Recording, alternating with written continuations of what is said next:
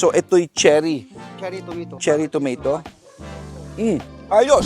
So, nandito tayo ngayon. Ito yung medyo mamahal na variety.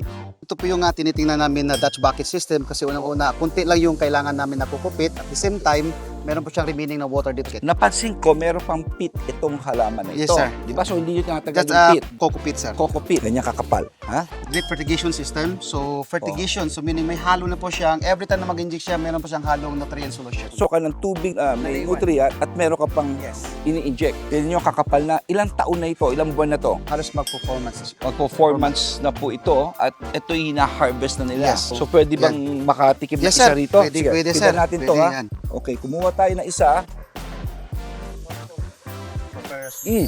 Tasty. Ayos! Ang sarap. Sariwa-sariwa na medyo very juicy.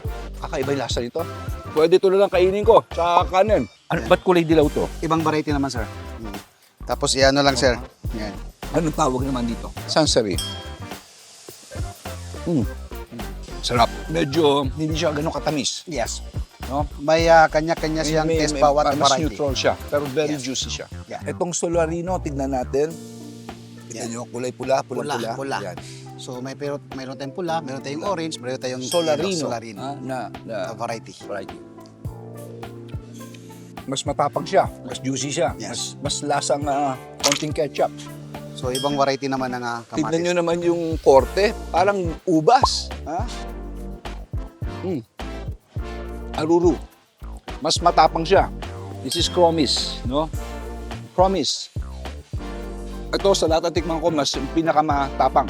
Pero lahat po masasarap talaga.